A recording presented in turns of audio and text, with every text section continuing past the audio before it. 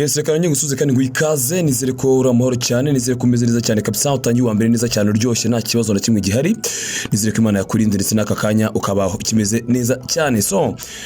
Kanajya ngushimiye kuri umuntu ngira kamaro cyane kuri jewe ko warakora subscribe, ugakora share, ugakora comment cyangwa se ugakora like. Byose ni ibintu byingira kamaro cyane bituma umunsi ku wundi umuntu akora kugira ngo akomeze kugeza ibikuvuga byose mu mikino. Nyuma yo kumaze kubwira sasa the secret behind ku muvandimwe witwa Anthony. Niba utabye kino kiganiro rwose nyarukira kuri BARYINYONZA Talk Sports urakireba ikiganiro dushyize mu kanya gato cyane. So aka kanya ngeze muno hongeye kuzana inje miza transfer zose ziri kuvuga kujya aka kanya zihari ku isoko, ibihere byose biri kuvuga kuko mu kanya nitaye kuri Anthony nka big transfer deal, ariko none katugaruke no turebe ari makuru akomeje kuvuga ku isoko ry'igwa n'igurisha ry'abakinnyi mu Bwongereza no hanze y'Ubwongereza ku mugabane muri rusange. Dore mu gihugu cy'Ubutaliyani ikipe yitwa Salernitana yashaka gusinyisha umusore w'umunya Australia ukina muri Central Defense muri equipe ya Nice witwa Flavius Danias akari ikipe ya Salernitana mu gihugu cy'Ubutaliyani mushaka cyane. Amakuru akatuga ko kuri wa mbere biteganyijwe ko nibwo ribuze kuza gukora ikizamini cy'ubuzima mu gihugu cy'Ubutaliyani. No musore rero amakipe yamba akaba amaze kumvikana ko nibura kuri miliyoni zijya kuri 5 z'amayero aribuze kuza gusohoka akagenda. No musore w'Autriche w'umuhanga cyane ukina muri equipe ya Nice mu gihugu cy'Ubufaransa, ntago ni umunya Australia ahubwo. Danius rero akaba ari umusore kujya kakanya tuvugana ari mu gihugu cy'Ubutaliyani aho biteganyijwe ko ari bize gutashyira umukono ku masezerano nk'umukinnyi w'ikipe ya Salernitana namuka asoje ikizamini cy'ubuzima. Nako ari ikipe ya AC Milan nabo bafite icyizere cy'uko bashaka kuza gusinyisha umusore witwa Asta Vlanks rero baramushaka kuntizanya, ariko harimo n'akantu ka option to buy. Gusa ku kantu ka option to buy nagaragara ngo baza kuza guhimbaraga ziremereye cyane, bakatwa ko ibiganiro bikomeje kugira kano kanya ndetse ngo biri muri stage za nyuma ku mpande zombi ku buryo ngo kuri no munsi yatagira gihinduka bid ribuze kuza gutangwa. Akatuga ko hagati ya miliyoni 11 n'igice z'amayero nizo zizaba ziri muri clause ye. Urumva nizo zaba ziri muri clause ye umusokira ikipe ya Wolfsburg mu gihugu cy'Ubudage. Gusa mukuru akatubwira ko Wolfsburg bo batekereza ko baramutse abonye miliyoni 13 ngo hari ikintu zabafasha. Ese ko beshoka ko bamubona tuza komeza gukurikirana cyane iby'iyi nkuru turiko bihagaze. Gusa ahagaze kuri miliyoni 11 kugera aka kanya. Reka tukomeze kandi n'amakuru akomeje kuvugwa ikipe ya Valencia nayo ku munsi w'ejo nibwo azamutse inkuru tubwira ko ngo yaba igiye gutwara umusore twa Cavani. Izamutse muri kino gitondo zikatubwira ko ngo ikipe ya Valencia iri mu biganiro na Cavani mu buryo buri contact, urumva kugira ngo reko yakinjizamo uyu muvandimwe witwa Cavani abe yagiye gukina ikipe ya Valencia mu gihugu cy'Ubutaliyani. Yanze Britain mu gihugu cya Espagne, yanze amofre menshi amwerekeza mu bindi bihugu muri za Amerika hehe hose mu Barabu. Navuga ko ashaka gukomeza gukina ku mugabane Burayi ndetse yaba na madam bashakaga gukina mu gihugu cy'Ubutaliyani cya Espagne. Ikipe ya Valencia reka biri mu biganiro nabo kugira ngo barebe ko ino deal bayirangiza kabisa ikabigeza no mu biganiro bya nyuma. Hari kizeye cyuko biribuze kuza kurangira iciyemo, agomba gushyira umukono ku masezerano y'imyaka 2 ariko bikaza n'undi kuza gushingira kuri sell cyangwa se ku musore twa Max Lopez uribuze kuza kwerekeza muri equipe ya Fenerbahce mu gihugu cya Turkiya. Ese birashoboka cyane, gusa bifite icyizere kandi birashoboka nkuko amakuru aturuka mu gihugu cya Espagne akomeje kutubwira kugera aka kanya. Hano kandi ku munsi w'ejo Pep Guardiola yongeye kutubwira ku mvano witwa Bernardo Silva, atubwiye ko Bernardo inkuru zimujyana muri FC Barcelona yaravuze ati ni umukinnyi ugomba kuguma ngaha muri Manchester City. Ako kantu mukamenye kandi mukiteho nta hantu azajya. Bernardo Silva n'umukinnyi wacu ni umukinnyi dushaka kugumana cyane, n'umukinnyi twifuza ati umukinnyi uri irreplaceable. Urumva avuze ibintu byinshi kuri twebwe, ni umukinnyi ngira kamaro cyane kuri twebwe, ati ni umukinnyi ushaka kugukina imyanya 3 kandi akakina neza cyane, yakenine cyangwa 5 yose akakina neza cyane. Yabana ejo bunine umuntu afunguye urufunguzo rwatumye batsinda Crystal Palace, yabatse igitego cyiza cyane kabisa, cyiza cy'umukinnyi umuhanga ko ufite impano ni ka Messi gatoya kabisa. Ati igitego cyiza cyane, ibindi rutayizamara zabitsinda, ariko Bernardo Silva Barcelona iramutsemo imutwaye yabatwaye umukinnyi wa hatari, yabatwaye umukinnyi wingira kamaro cyane. Namakuru akomeje kuvuga kujya kano kanya mu gihe kandi makuru akomeje kuvuga kugera aka kanya n'ubundi mbere ko tuza kuza kujya mu bindi bitandukanye. Sampdoria bari mu biganiro direct, urumva bari mu biganiro direct ndetse byamaze no kusa naho bigera ku musozo kuko director wabo witwa Osti yamaze gukonfirma ko bamaze kugera ku masezerano cyangwa bamaze kugera ku bwumvikane hagati yabo na Tottenham Hotspur mu ko basinyisha umusore witwa Harry Winks. Akaba ari gisigaye ngo agiye gusinya amasezerano vanga cyane, nta kintu kibuze kuza kubyitambika. Winks rero akaba ari zo kuza kujoininga ikipe ya Sampdoria avuye muri Tottenham Hotspur, ariko akaba agiye kuza kuntizanyo. Gusa turacyakomeza gukurikirana ibyintu kugira ngo tuze kuza kumenya uko bigenda. Naho kandi CEO ni director w'ikipe ya Borussia Dortmund witwa yaganiriye na Sky 90 ku muvandimwe witwa Jude Bellingham. aratubwira ati Jude nizera ko ari umukinnyi uzaguma hanga na nyuma 2023 ati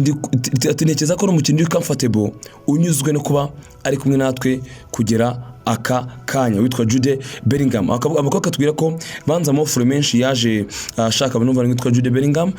kugira ngo azamusishe muri 2023 ariko bakaba barayanze kera cyane reka ture kuko nibo bizarangira kuko muri 2023 agumya ahantu ni nk'utu tuzakomeza kujya dukurikirana cyane naho kandi Sergio Reguilon nawe muri Atletico de Madrid kuva muri equipe ya Tottenham Hotspur byamaze kurangira amakipe yombi yamaze kumvikana nyuma deal rero ku yo bavuganye ku gatandatu ku munsi w'ejo ku cyumweru nimugoroba ngo amakipe yombi yumvikanye Reguilon kuri munsi wo kwa mbere nibwo bivuze kuza kwerekeza mu gihugu cya Espagne muri equipe ya Atletico de Madrid ajya gukora ikizamini cy'ubuzima ubundi atashyira umukono ku masezerano n'umusore wazamukiye muri equipe ya Real de Madrid bikaza kwanga bakamugurisha muri Tottenham Hotspur arimo n'akantu ka buyback clause ariko bikagaragara ko urwego rutazamutse cyane ku buryo Real Madrid yamwifuza. Tottenham ya Antonio Conte amaze kuhagira byaragoye cyane ko yamubonera umwanya, byaragoye cyane ku rwego rwatuma Antonio Conte amukoresha, niyo mpamvu yazanye Ivan Perisic kugira ngo ajye mu kinshanda ku ruhande rw'imoso, ndetse akaba hari n'umusore twa Ryan Sesenyo bizagora cyane ko yabona umwanya rero wo gukina, niyo mpamvu ikipe ya Atletico de Madrid mutwaye ariko imutwaye nk'intizanyo ndetse nta n'akantu ka option dashaka akenshi ukunda gusanga tuno tuntu tw'utubusyo dashaka turimo ariko kuri n'uvandimwe nta karimo. Bizasaba ko namara gusoza loan move yiwe atagaruka mu gihugu cy'Ubwongereza akaza agakomeza imihigo yiwe muri equipe ya Tottenham Hotspur. Tuzakomeza gukurikirana iby'inkuru uko bizagenda. Rero Karimana makuru akomeje kuvuga no muri kugera kano kanya mbere ko nza kuza closinga ikipe ya Wolves umutoza wabo witwa Brunelage amaze kutuga ko 99% umuvandimwe witwa Ruben Neves ni umukinnyi ugomba kuguma muri equipe ya Wolverhampton Wanderers. Neves yifujwe n'amakipe menshi atandukanye, twagiye tubigarukaho cyane. Ikipe za Arsenal zaramwifuje, za Manchester United zaramwifuje, za Liverpool zaravuzwe, ari kujya kano kanya nkuko umutoza w'ikipe ya Wolves kubitubwira ngo Ruben Neves nta hantu agomba kwerekeza, ni umukinnyi uzaguma muri equipe ya Wolverhampton Wanderers. Tuzakomeza dukurikirane turi kuko niba ariko bizagenda, niba bizarangira agumya hari Bernardo umusore w'ikipe ya Atletico de Madrid yari kuri match ku mugoroba ikipe ya Tottenham Hotspur yatsinzemo Nottingham Forest. Uyu musore wakina ikipe ya Atletico de Madrid amakuru ahari rwose ari kutubwira ko kuri munsi wo kwa mbere ari buze kuza kwerekanwa nk'umukinnyi mushya w'ikipe ya Nottingham Forest. Now ubutuvugana rero Node kabagaragaye ku mukino rwose amakuru akatubwira ko ngo byamaze kumvikana, deal yamaze gucamo, amasezerano bana yasinye, agomba ku mukinnyi wa Nottingham Forest mu gihe cy'intizanyo y'umwaka umwe agatanga $5 ndetse akazagurwa $30 igihe ari amasezerano y'intizanyo zabarangiye ni $30 z'amayero. Akaba rero yari kuri stade ku mugoroba yaje kwirebera match areba ukuntu ikipe imwe igaragura indi ni imituza gukomeza gukurikirana cyane. Naho kandi undi musore witwa Cody Gakpo murabyuka ko twagiye tubihuza cyane no ko ashaka kuza kuba yakerekeza muri Manchester United. Manchester aramwifuje ariko baje gusanga amafaranga batanze cyase bazatanga kuri Anthony w'ikipe ya Jackson Amsterdam na ibyo nabibwiye kandi ntabwo nza kuza kubigarukaho bigoye ko babona n'amafaranga yo kuza gutanga muri PSV Eindhoven ku musore witwa Anthony. So Anthony Brito witwa Cody Gakpo nayo ku ruhande rwe rero amakuru akatubwiye ko ngari umukinnyi ngo udashishikajwe cyane gusohoka muri PSV Eindhoven kano kanya kuko ngo yumva atekanye kandi atuje hariya. Mu kiganiro ajyanye n'ikinyamakuru ESPN yatubwiye ati kuba Anthony agiye muri Manchester ni ikintu cyiza kuri we, atari kuri nge n'ahazaza hanjye nta kintu bivuze. Ati mu minsi mike iri imbere rwose nzakomeza kubereka ko n'umukinnyi uranga kandi utuje. Ati ntago ari bibi kuguma muri equipe ya PSV Eindhoven. Ikigaragara cyo ukurikije amagambo avuze witwa Cody Gakpo yifuzaga kuza muri Manchester United kandi natwe twaribabwiye kandi ko ari ko kuri yifuza kuza muri Manchester United kuko yavuze ngo it's like a puzzle, so in next days I'll see which puzzle fits best for me. It will be certainly not bad to stay at PSV Eindhoven and we will see. Atkuri jewe ntago byaba ari bibi ngumye muri PSV Eindhoven ateko ngo tuzareba. Urumva hejuru yageza batubwira ati ni nice move kuri Anthony ni move nziza cyane aka attention igiciro move Anthony bereyeho nicyo gitumye Manchester giving up kuri umusore witwa Gakpo bigaragara ko ntago bimushimishije cyane hanyuma kandi mani makuru akomeje kuvugwa Anthony Apadu deal ya Anthony Apadu ungubu isani yamaze kurangira ku ikipe ya Spezia yiteguye kurangiza na Chelsea ku masezerano rero yo kumutira y'amana kantu ka option d'achat ka miliyoni 15 amakuru akatuga ko muri kiro cyumweru twatangiye nibwo Anthony Apadu aza kuza gukora ikizamini cy'ubuzima muri ekipe ya Spezia mu gihugu cy'Ubutaliyani akaba ariho ajya kuza gukomeza kariyeri ye nako kandi byamaze kurangira ku munsi w'ejo ikipe ya AS Roma yerekanye Andrea Belotti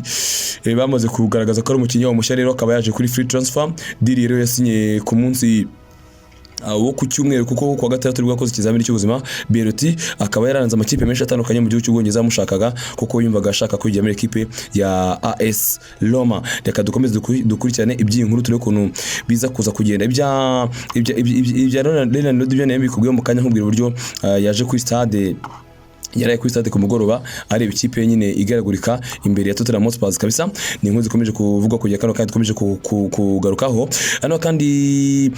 muri ekipe ya Fulham United hari amakuru atubwira ko ari amakipe agera kuri 3 yo mu cyiciro cya kabiri mu gihugu cy'Ubwongereza ashaka gusinyisha umusore witwa Joe Bryan w'ikipe ya Nottingham Forest plutôt ya Fulham ukina ku ruhande rw'ibumoso hari amakuru atubwira kandi ko Olympiacos nayo ngo ari mu biganiro n'umusore witwa Ivan Caravello mu gihe ikipe mu Faransa yo yari mu biganiro gusinyisha umunyezamu witwa Merek Lodak ubu tuvugana rero amakuru akatubwira ko zino dero kwa 3 zibuze kuza gushoboka cyane hakaba n'indi nkuru sasa mu gihugu cya Turkiya ikipe yitwa Gaziantep iri gushaka umusore uri kubyumva wo mu gihugu cy'Ubwongereza witwa Josh Onama ariko Josh Onama hakaba n'ikipe mu gihugu cy'Ubwongereza still imushaka ariko bitarajya hagaragara ntago birajya hagaragara ikipe mu gihugu cy'Ubwongereza imushaka ariko ntago birajya ahagaragara iza transfer ngiye kukubwira muri kano kanya kugira ngo nibura utangiye umunsi wazo ibigezwe n'ibiri kuvuga byose mu mikino nako kandi ikipe ya Fulham nari mu biganiro na Paris Saint-Germain mu gushaka uburyo basinyisha umusore witwa Yelvin Kurzawa n'umusore w'ikipe ya Paris Saint-Germain dufite muri gahunda zabo mu kuba bamukoresha cyane ndetse amakuru akatubwira ko ngo ibiganiro ku mpande zombi biri kugenda neza cyane ku buryo impapuro zatangiye kuba zategurwa akabagoma rero gusinya ikipe ya Fulham asigaje amasezerano y'imyaka 2 nk'umukinnyi w'ikipe ya PSG yo mu gihugu cy'Ubufaransa turaza gukomeza gukurikirana ibize nkuru tureko bihagaze ese ko karibuze kuza mu gihugu cy'Ubwongereza ni inkuru tuzakoza gukomeza gukurikirana cyane ikipe ya Wolves nayo Wolves iri mu biganiro n'ikipe ya Stuttgart ku munsi witwa Sasa Kalajic ntago birarangira abahagarariye Sasa Kalajic ku munsi w'ejo bari mu gihugu cy'Ubwongereza ku stade ya Molineux ikipe ya Wolves mu mukino banganyije muri ikipe ya Newcastle itego 1-1 amakuru Sky Sports tangaza akatubwira ko ibiganiro birakomeje n'ikipe ya Wolves mu gushaka uburyo basinyisha uno musore ku buryo amakipe yombi rwose ngari hafi kuza kumvikana akabashyira umukono ku masezerano Wolves yatanze bid ya miliyoni 12 y'amapounds kongera izindi add-ons iyo bid irangwa Stuttgart itekeza ko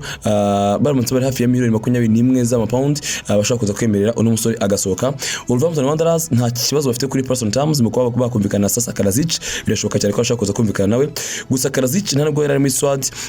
y'umukiri ikipe ya Stuttgart bakinira FC Köln muri weekend nyuma y'uko yabisabye kugira ngo avemo ariwe ko yategura ino movie ariwe ko yashoboka ni inkuru tuzakoza gukomeza gukurikirana cyane tukarikona bimeze Manchester United nayo ifite umusore ukina mu kibuga gati witwa Hannibal Mejbri ni umusore muto cyane amakuru akatuga kagiye kuza gutizwa muri equipe ya Birmingham City on loan akagomba kwerekeza hariya rero Mejbri yagaragaye gatatu gusa akinira ikipe ya Manchester United ejo bundi mu gihe gitambutse amakuru akatuga ko rero kugira kano kanya bize kuza gutizwa hehe muri ekipe ya Birmingham City agiye gushaka y'umwanya wo gukina reka nkubwire ko ndi kukugezaho kino kiganiro ku bufatanye n'akabari kitwa Bamboo Bar aka nakabari kagezwe cyane muri mujyi wa Kigali gahereye hariya ku Gisozi nakabari kaza cyane kabisa gasirimutse kwa kweri karano heza cyane hitegeye umujyi akabari gafite parking y'ikogero rwo hejuru cyane akabari usanga ikintu cyitwa inyama y'inkoko n'ikintu cyitwa inyama y'ihene none ikintu cyitwa ifi hariyaho abari akamara amazi kabisa muri kano kabari kitwa Bamboo Bar nakabari kaza cyane ku Gisozi hariya mu Kigarama manutse harakora mu muhanda wa Beretoire ukajya hepfo ku etage gahari ubundi ugahita ukata kukura ku etage hepfo kugira ngo ugiye ku gasoko hari agasoko karepfo gatoyo ukati kuri etage agasoko ka Nyakariba niho uza gusanga kano kabari ka Bambuba ni keza cyane mu byukuri karanasobanutse inyama zahora zibona uburyo zimeze ribizo brochette abantu inyama z'inkoko hariya ziba zivuza ubuhuha rero nakabari kagasirimo mu byukuri muri mujyi wa Kigali ushaka neza cyane no gusohokera nakugira inama yo gusohokera muri Bambuba hari ku Gisozi ibinyobwa biribwa byiza cyane kandi bigezweho urabisanga nta kibazo na gitoya cyane telefone 0788 ubundi nawe usohokera ahantu hagezweho muri mujyi wa Kigali. Anayo kandi umusore twa Paqueta makuru atubwira amakuru atoka mu gihugu cy'Ubwongereza mu cyo gitondo ariko tuvuga ko yamaze gukora ikizamini cy'ubuzima ku mugoroba ku munsi w'ejo yakoze ikizamini cy'ubuzima muri equipe ya West Ham United nabibonye nuko ahantu nari ndi ku munsi w'ejo ntari ndi muri position kuba nabibabwira ariko ku munsi w'ejo yakoze ikizamini cy'ubuzima n'umusore rero akaba agomba gutangwa miliyoni 51 z'amapaundi shaye bandi baracuruza kwa kwe n'umusore mu kibuga hagati rero akamaze gukora ikizamini cy'ubuzima West Ham tuvugana igomba kwishyura miliyoni 36 y'amapaundi akashika kabahizi ubundi bakazongeraho zini miliyoni 14,400 nka add-ons kuri uyu musore w'imyaka 25 ubu tuvugana ikintu bari gukora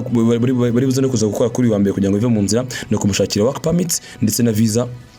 kugira ngo byagenda neza cyane ikaba igomba kumurejisteringa ku munsi wo kwa kabiri ku munsi wo kwa mbere baza kuza kwitunganya byose kugira no ku munsi wo kwa kabiri bari buriza kuza kumurejisteringa none ku wa gatatu akaba yaboneka kuri match ikipe ya West Ham bafitanye na Tottenham Hotspur ku munsi wo kwa gatatu ni nk'uko tuza kuza gukomeza gukurikirana cyane hanyuma makuru umutoza twa Bernardo atubwa impamvu Muri atagaragaye ku mukino bakina ikipe ya Newcastle United ku munsi wo ku cyumweru ntabwo ari miswad Bernardo ku munota wa nyuma ntiyagaragaye kuri mukino kandi yarari kuri list Pluton ni Muri uno musore mu defenseur w'ikipe ya Wolverhampton Wanderers Bernardo yabashijwe rero umutoza w'ikipe ya Wolves atubwira ati Muri yarari muri squad yarari kuri list ariko natwe twatungwe no kubona ataje ati arashaka gufosinga hari ikintu ashaka gufosinga ateko ntekereza ko abakinyi bakwiriye kuba professional ku ruhande rwanjye ubwo ari kwivuga ati ku ruhande rwanjye abakinyi bakwiriye kuba professional ntibakore ibintu nk'ibi ngibi so Muri akaba ari gupushinga cyane ari gupushinga kugira ngo asohoke muri equipe ya Wolves kubera ko yamaze kumvikana na Nottingham Forest ntiyashaka kuza kwerekeza gusa tuzakomeza dukurikirana iby'iyi nkuru turebe ukuntu bigenda anako kandi ikipe ya Sunderland yamaze gutangaza ko umutoza wayo yitwa Alex yamaze kuva muri equipe yabo nyuma yo kubasaba ko bamurekura agasohoka bamuhaye proposal yanga ahubwo abasaba ko yasohoka ikipe ya Stoke City iherutse gutandukana n'umutoza yaramwifuje ndetse iranamusaba so rero akaba yamaze kwerekeza muri equipe ya Stoke City no mutoza witwa Alex Neil watoza ikipe ya Sunderland mu gihugu cy'Ubwongereza ni nk'utuza kuza gukomeza gukurikirana cyane tukareba ukuntu bihagaze kugera aka kanya so izo ngizo ni transfer nshatse kugaruka muri kano kanya ni transfer nshatse kugarukaho reka harani makuru menshi ari kuvugwa mu equipe mu gihugu cy'Ubwongereza aramutse singarutse ku bya Pogba dufitiye amakuru singarutse ku bya Lewandowski batsinda ejo bundi hari amagambo Jamie Carragher yavuze kuri Richardson kuri match ya Tottenham Hotspur n'ikipe ya Nottingham Forest ejo bundi simbigarutseho amakuru ari cyari menshi ariko reka zino transfer zo nzinera hanga noneho ngaruke mane makuru mu kanya bisobanuye ko wowe niba kwikiye cyo kiganiro mbese ugomba gukora subscribe kandi ugakorana na notification kayikandaho kugira ngo none azajya ikiganiro ujye utibona ko kanya bizajya bigufasha kugira ngo noneho ube updated mu bintu byinshi cyane bitandukanye biri kuvuga mu kintu so mbifuze rero kugira umunsi mwiza muhaye muronke mutangiye kimwe cyanyu neza cyane Imana izababe hafi muri buri kimwe cyose muzakora kandi muhahe muronke.